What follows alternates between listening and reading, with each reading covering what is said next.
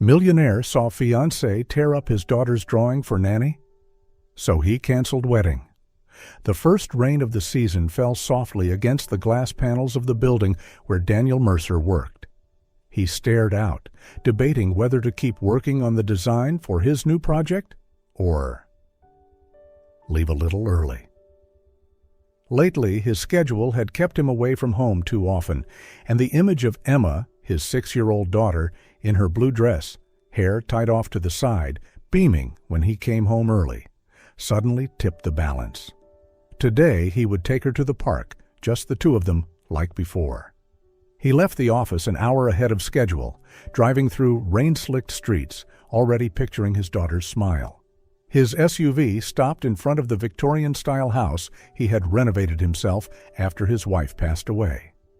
Daniel stepped inside, shaking off his raincoat, and immediately heard voices from the living room. The cool, clipped tone of Vanessa Cole, his fiancée, whom he planned to marry this fall, rang out. "This is ridiculous, Emma. Just throw it away." Daniel froze, instinct telling him to remain behind the mahogany archway and watch. On the wine-red rug, Emma clutched a sheet of drawing paper. It was the portrait she had spent the entire afternoon in the little studio at the back of the house working on, a picture of Miss Sophia, her art teacher and part-time caregiver. In the drawing, Sophia smiled gently, her long hair framing her face, and Emma had even captured the small silver necklace Sophia always wore. Vanessa stepped closer, her smile cold and thin. "Emma, you know, children should learn to draw things that have real value. This kind of stuff just wastes paper." Before Emma could react, Vanessa snatched the sheet from her hands, tore it in two, and let the pieces fall to the floor as if they were trash. Emma's eyes went wide, her lips trembling. "But I made it for Miss Sophia?" Her voice rasped with confusion, unable to understand why her gift was treated that way. A chill ran down Daniel's spine. He had heard Vanessa talk before about managing staff and how help should know their place, but he had brushed it off as just her professional demeanor. Now, seeing Emma hurt by the very woman he intended to marry, everything came into sharp focus. Vanessa folded her arms, looking down at Emma. "Miss Sophia is just someone we pay to watch you a few hours a week. You don't need to make her pictures. After your father and I get married, we'll decorate your room with professional artwork, much nicer than this." Emma's head dropped, her small hands twisting together, and Daniel heard the faint sound of her swallowing back tears. In that moment, a door inside him quietly opened, and at the same time, a crack began to form between him and Vanessa. But then Sophia Reyes appeared in the doorway, her deep brown eyes quietly observing the situation with silent understanding. She walked over and knelt beside Emma Mercer, completely unbothered by Vanessa Cole's presence. "What happened to your beautiful drawing, sweetheart?" "It got torn," Emma whispered. Sophia gently picked up the torn pieces, her hands tender and careful with every rip. "You know," she said softly, "sometimes broken things become something even more beautiful. We can tape it back together, and it'll have marks, like scars that tell a story." "There's no need, Sophia," Vanessa snapped. "Actually," Sophia replied, her voice gentle but firm, "I would be honored to keep this drawing from Emma. It's the most meaningful gift I've received in a long time." And in that very moment, Daniel Mercer realized he had almost married the wrong woman. Daniel remained still in the shadows, his mind reeling as he watched Sophia Reyes gently guide Emma upstairs, the torn drawing held in her arms like a priceless treasure. Their footsteps faded, leaving Vanessa Cole and Veronica alone in the living room. "Honestly, Vanessa," Veronica spoke, her voice calm like someone who had just won a long game of chess. "You've been far too soft on her. She's beginning to overstep."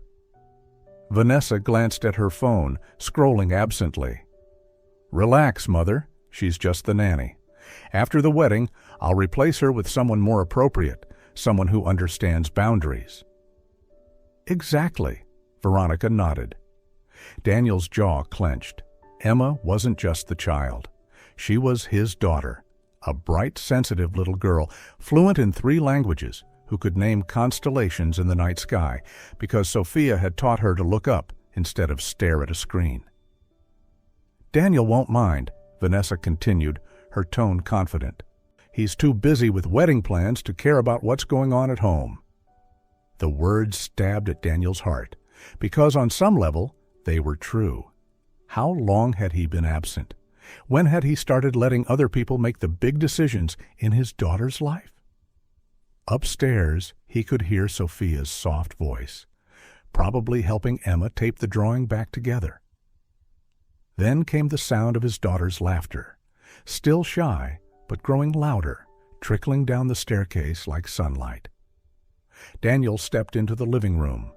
His footsteps were steady, deliberate, each one taking him further from the woman he thought he was going to marry, and closer to a truth he had long avoided. Both Vanessa and Veronica looked up, wide smiles plastered across their faces. "Darling?" Vanessa stood, moving to kiss his cheek. "You're home early. What a surprise." "The meeting with Yamamoto ended early," Daniel replied, his voice calm and even. "Where's Emma?" "Upstairs, with Sophia," Veronica answered, barely masking her annoyance. "All this fuss over some silly little drawing," Vanessa cut in, flashing her mother a warning look. She was just showing it off. Very creative, though. Daniel nodded slowly, studying both women carefully. Vanessa's smile looked perfect, rehearsed for magazine covers. Veronica's gaze still held that familiar disdain for anything that didn't meet her standards. "I think I'll go see what she's doing," Daniel said. "Oh, don't disturb them," Vanessa replied quickly. "You know kids.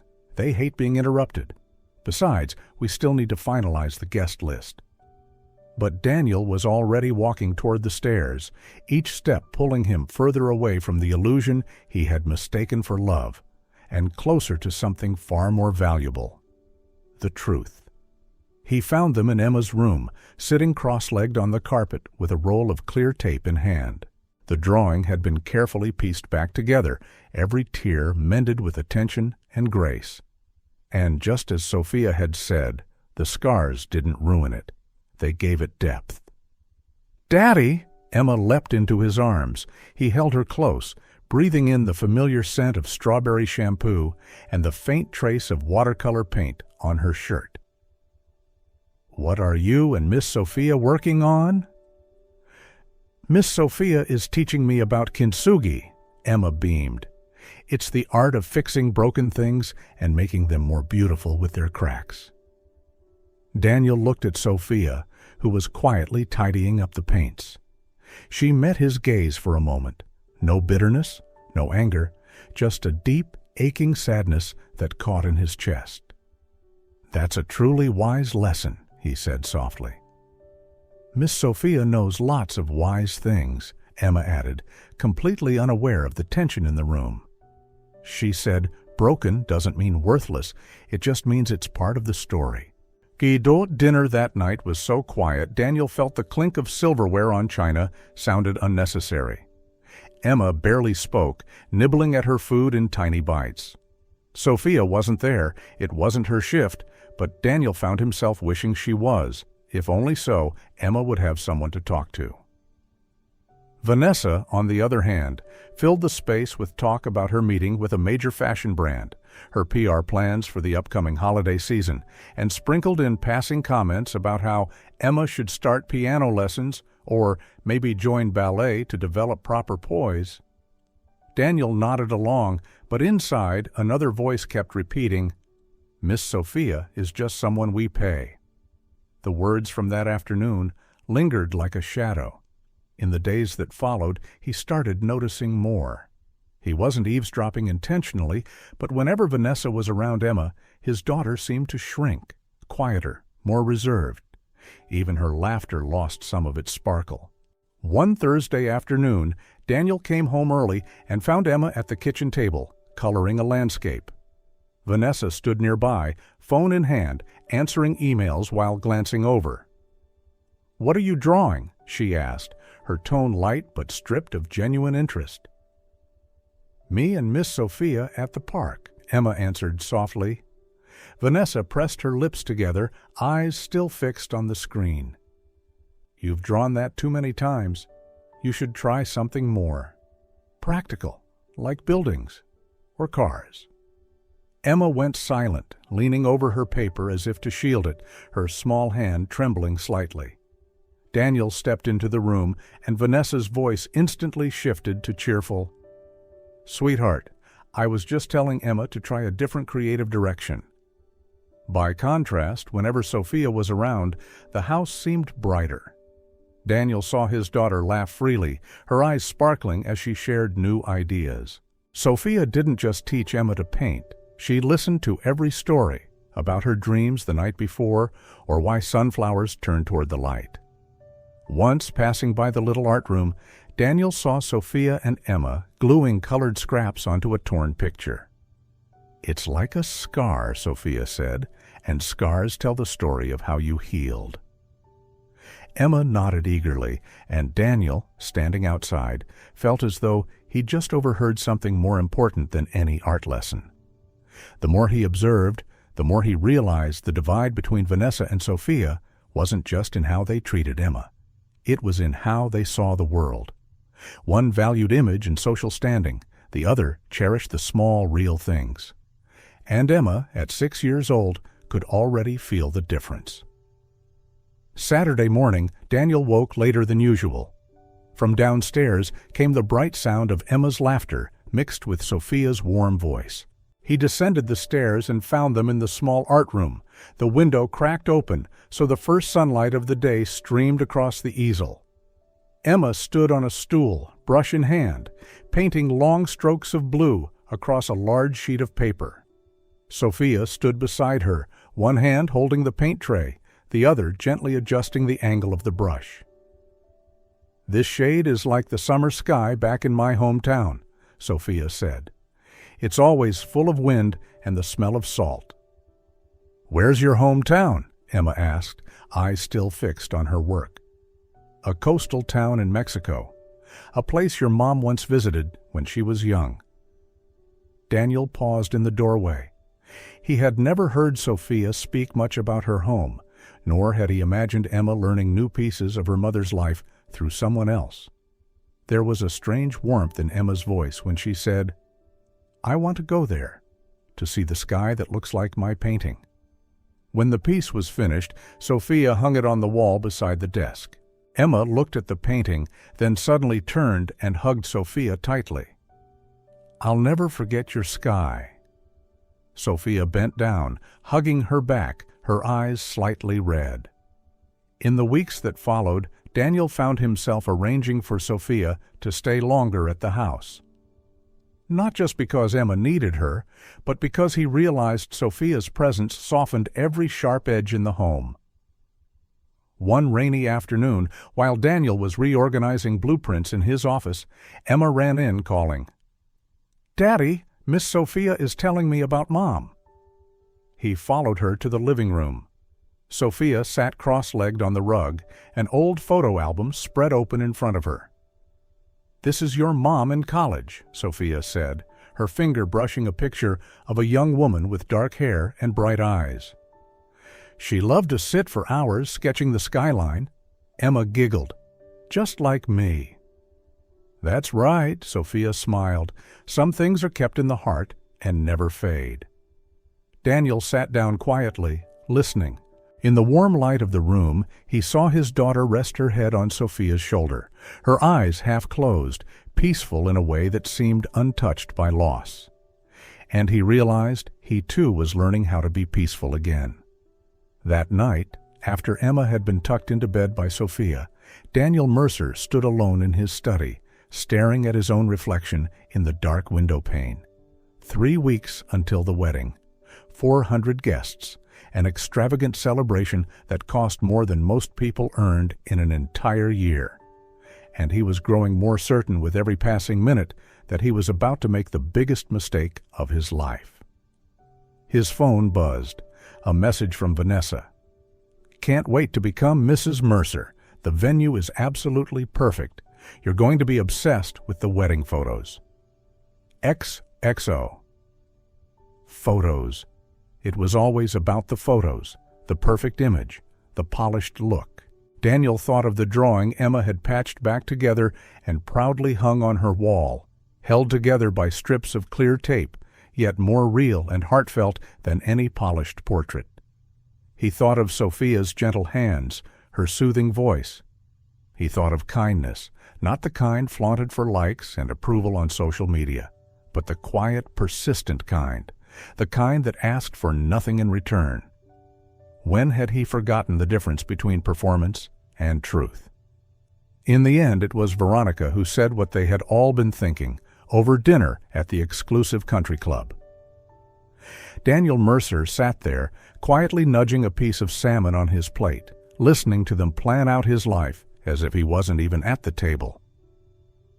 "She's getting far too comfortable," Veronica said, her voice sharp and decisive, like a blade. "Someone needs to remind her of her place." "What place would that be?" Daniel asked, his voice soft but clear. Both women looked up, startled. "Well, she's the help, darling," Vanessa laughed lightly. "She's not family. She shouldn't be acting like she's Emma's mother." "Emma's mother is gone," Daniel said, his voice low but unwavering. "And in all the years since Elena passed, no one, not even me, has made her feel as safe as Sophia has." Silence fell over the table, thick, awkward, and heavy. "Daniel," Veronica said after a long pause, "don't let emotions cloud your judgment. Once you and Vanessa are married, she'll be Emma's mother. It's time to restore proper order." Vanessa reached across the table, taking his hand. "I truly care about Emma. You know that," she said gently. "But there need to be boundaries. I'll be her stepmother, the nanny. She's only temporary." Only temporary. That night, Daniel stood just outside Emma's room, listening quietly as Sophia read a Spanish bedtime story, a tale about a brave little girl who drew stars to light up the darkness. Emma's sleepy questions were answered with boundless patience, each one met as if it were the most important thing in the world.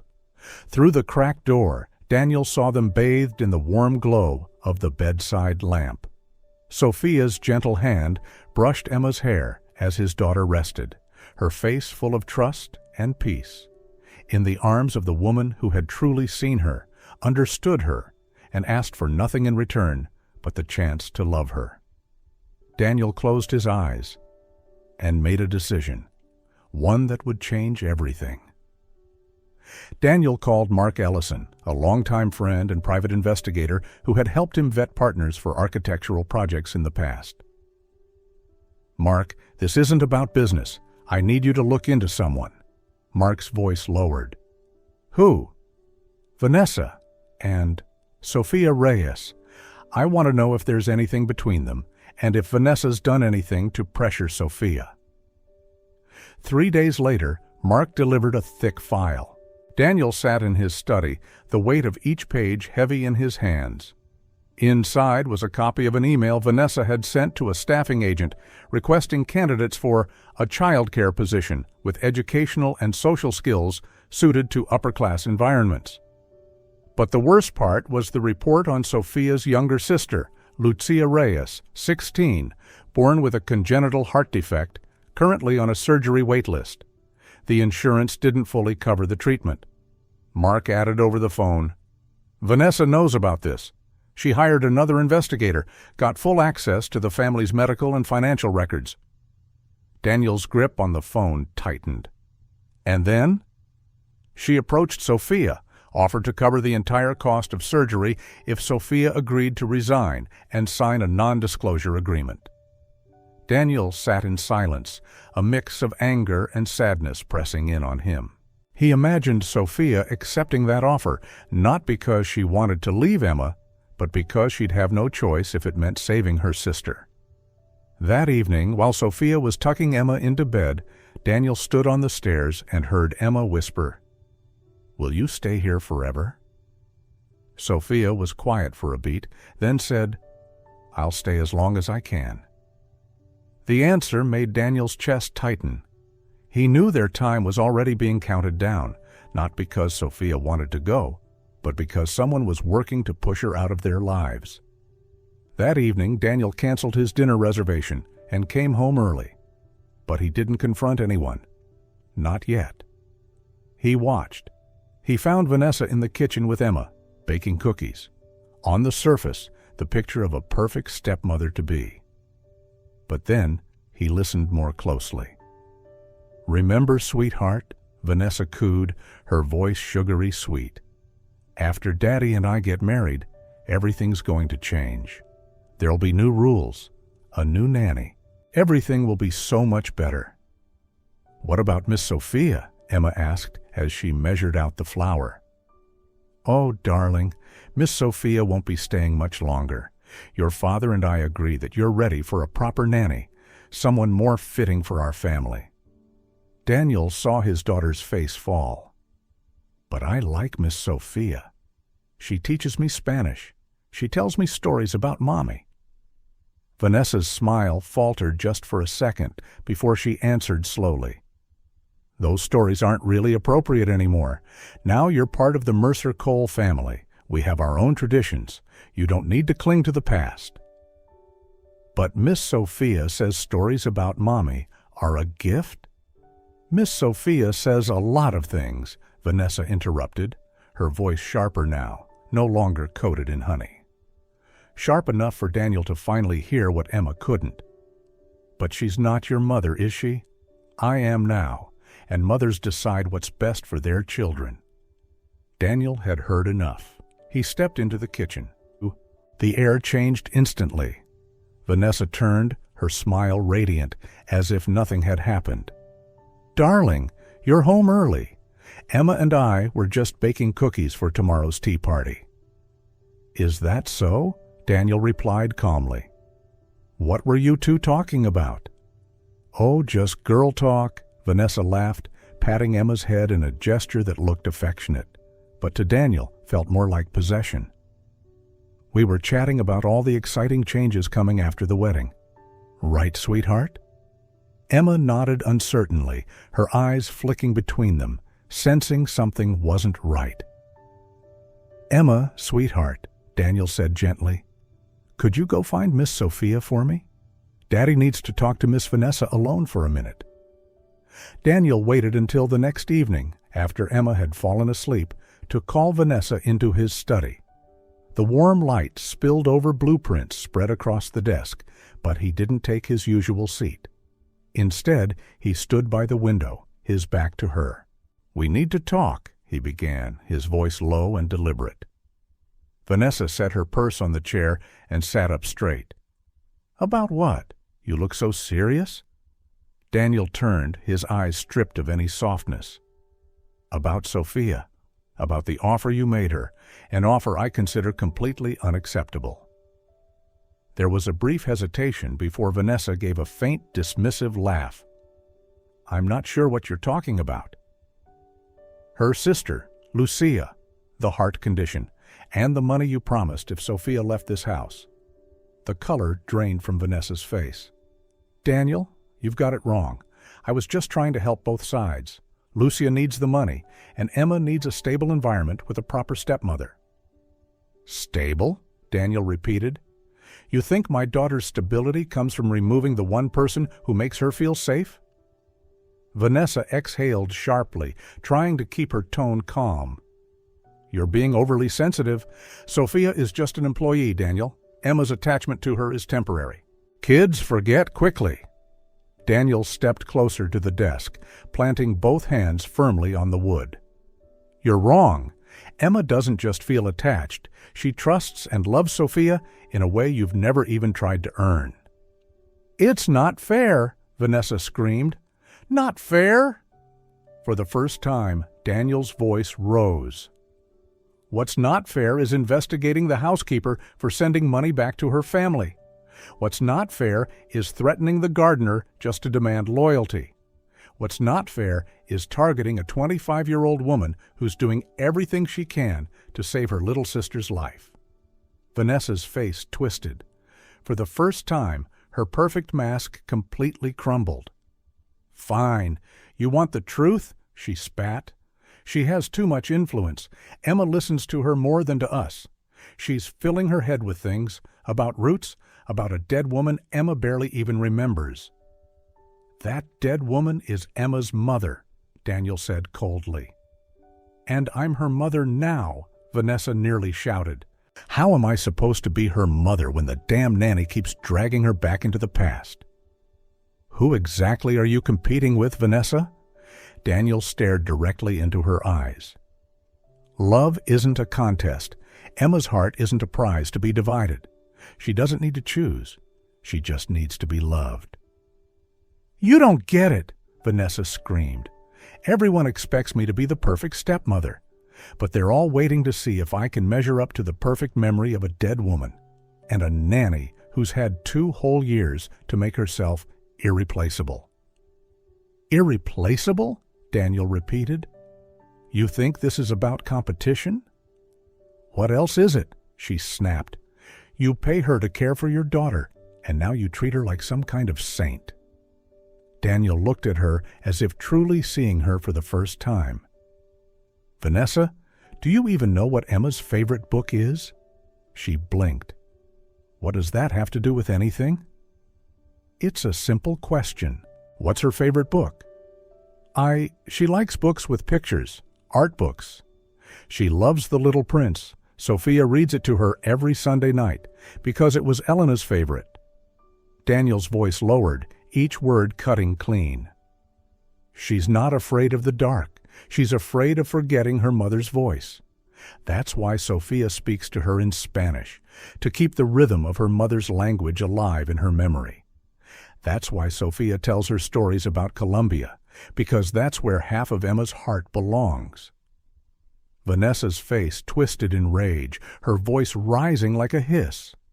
"See? That's exactly what drives me insane. Everyone's so obsessed with protecting the past, but no one wants to build the present with me? Building a future doesn't mean destroying the past," Daniel said quietly. "Maybe it does," Vanessa shot back, "if that past is stopping her from moving forward." A heavy silence fell between them. Daniel looked down at the folder in his hands. Documents, emails, quiet evidence of the calculated cruelty of the woman standing before him. And in his heart, something broke. Not love, because he was beginning to understand. Maybe it was never love at all. What died was hope. Hope that he could force a picture-perfect family into existence by marrying the wrong woman. A long silence stretched between them. Finally, Vanessa stood, grabbing her purse. "If you can't see beyond momentary emotions, maybe we should reconsider the wedding." Daniel met her gaze evenly. "I already have. The wedding is off." The next day, without Vanessa, the house felt lighter. Daniel sat at the kitchen table, watching Emma and Sophia prepare breakfast together. Emma cracked eggs with the care of someone performing a sacred ritual. Sophia stood beside her, hair tied back, wearing a simple white blouse, her eyes following the girl's every move. "Daddy, I want to bring a painting to show Miss Lucia today," Emma said. Daniel glanced at Sophia. She looked a little surprised, but nodded. "My sister would love that, but the hospital is quite far." "We can all go," Daniel said, as if it were the most natural thing in the world. That afternoon, for the first time, Daniel drove the two of them to the hospital. On the way, Emma chattered to Sophia about her plan to make a really big painting to hang in Lucia's room. Daniel drove in silence, listening, feeling a gentle music filling the empty spaces inside him. When they arrived, Lucia was propped up on pillows, her complexion pale, but her eyes bright with curiosity as she looked at Daniel. "You're Emma's dad?" Daniel nodded, extending his hand. "I hear you're quite the artist." Lucia smiled faintly, then glanced at her sister. "She talks about you a lot. About Emma, about you too." They talked for a while, then the three of them began to paint. Sophia had brought watercolors and large sheets of paper. Emma painted a blue sky with heart-shaped clouds. Lucia added golden sunbeams. Daniel, awkward at first, eventually sketched a house. Sophia looked at the picture and quietly said, "It looks like a family." That evening, back home, Emma hugged Daniel. "Daddy, I want Miss Sophia to stay here forever." Daniel didn't answer right away, but inside, a decision had begun to take shape. In the weeks that followed, Sophia stayed over more often. The line between employee and home faded. They began to share meals, stories, and moments of peaceful silence. Daniel realized it wasn't just Emma who was healing. He was finding a part of himself he thought had been lost with Elena, his late wife. News of Daniel's broken engagement didn't take long to spread.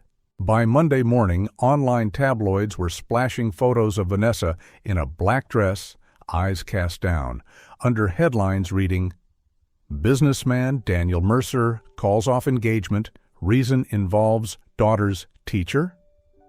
That afternoon, as Daniel was picking Emma up from school, a reporter blocked their way at the gate. "Mr. Mercer, any comment on rumors you left your fiancée for your daughter's caregiver?" Daniel gripped Emma's hand firmly, his gaze like steel. "No comment, and don't block my child's path." That evening, Sophia sat in the kitchen, flipping through a newspaper that showed a candid shot of her walking Emma into art class. "I don't want you to get into trouble because of me," she said quietly. Daniel sat down across from her, his voice steady. "You're not trouble. You're the reason this house has laughter again." A few days later, Daniel decided to speak up. He gave a live interview, not dodging the questions. "If you're looking for a scandal, I don't have one. I have the truth. Sophia Reyes has been in my daughter's life for 2 years, teaching her that love isn't tied to status or money. If anyone thinks that's something to condemn, then I accept their condemnation." His words spread quickly online. Some still criticized him, but many voiced their support. For Daniel, public opinion mattered far less than the fact that night, Emma hugged him and whispered, "I'm proud of you, Daddy." 2 months after the public storm, life began to settle into a new rhythm. Sophia had left her evening shifts at the gallery to spend more time at home with Emma. Every morning, the three of them ate breakfast together and planned the weekend, whether to go to the park, visit Lucia, or try a new cake recipe. One Saturday afternoon, Daniel was in the backyard when he saw Emma pulling Sophia onto the grass. "Miss Sophia, stand right here." The girl ran inside, returning with a sheet of drawing paper. It was her latest picture, the three of them standing together under one roof, next to a small dog and a basket of flowers. "This is our home," Emma announced. Sophia froze for a moment, her eyes glistening. Daniel stepped over, placing a hand on her shoulder. "She's right, you know." That evening, Sophia hesitated before telling Daniel, "The community center asked me to start a free art class for kids, but it'll make me busier." Daniel smiled. "You should do it. Emma will be proud to see you doing what you love. And so will I." The following month, Lucia was well enough to come home. She stayed with Sophia for a few weeks to recover, and the guest room next to Emma's quickly became a shared studio for all three girls. Daniel often stood in the doorway, listening to the laughter and the soft sound of brushes on paper, feeling the house was more complete than ever. One evening, after Emma had gone to bed, Sophia brewed 2 cups of tea and joined Daniel on the porch. "I never thought I'd feel like I belong somewhere like this," she said softly. Daniel squeezed her hand gently. "Neither did I, but now we do." A year after Daniel called off the engagement, the late autumn afternoon glowed golden, Leaves scattered along the path to the park where he, Sophia, and Emma often painted together. Today they had just left the art exhibition Sophia's class held at the community center. The children's paintings filled the walls, each a little world of its own. Emma led Daniel and Sophia to her piece, the three of them under a sky full of stars, a bright full moon above. "I added the moon so we can always find each other, even in the dark," she said. Sophia smiled softly, her eyes shimmering. When the exhibition ended, Daniel took them to their familiar wooden bench in the park. Emma ran off to gather fallen leaves, leaving a quiet space between them. "Sophia," Daniel began, his voice low and warm, "before you came along, I thought all Emma needed was a stable home. But then you appeared, and I realized stability isn't enough. Emma needs a mother who loves her as if it were her own breath. And I need a partner who walks the same path, holding my hand through every season." He pulled a small blue velvet box from his pocket and opened it to reveal a ring that caught the fading sunlight. "I love you, not just for the way you've brought light back into Emma's world, but for the way you've healed the shadows in mine. You've shown me that family isn't a photograph to be framed. It's 1,000 quiet moments, built day after day with love. I want to spend every morning, every season, every chapter of my life with you, laughing, learning, raising children together. Sophia Reyes, will you marry me?" Sophia lifted her hand to her mouth, tears streaming as her smile broke wide. "Yes, yes, I will." Emma ran back, wrapping her arms around them both. "Miss Sophia, you'll stay with us forever?" Sophia hugged her tightly. Forever. The wedding took place a month later, in the sunlit garden behind their home. White ribbons fluttered in the breeze, the scent of fresh roses drifting through the air. It wasn't a lavish affair, just the people who truly mattered, family, close friends, and the children Sophia had taught, their little hands clutching wildflowers as they ran through the grass. Emma was the smallest bridesmaid, wearing a white dress and carrying a basket of flowers, carefully scattering rose petals along the aisle. When Daniel and Sophia exchanged vows, Emma stood between them, holding both their hands. "Now we're a family," she whispered. The news came 3 months after the wedding. That morning, Sophia placed a small card in Daniel's hands. He opened it to find the words, "We're about to have another heart to love." His eyes blurred instantly. Pulling her into his arms, he placed his hand over her belly, where a new life had begun to grow. Emma ran in, curious. "What's going on?" Daniel knelt down and whispered in her ear, "You're going to be a big sister." Emma's eyes went wide, then lit up. "I'm going to draw a picture with 4 people." Outside the window, spring sunlight poured in, and inside their home, love continued to bloom.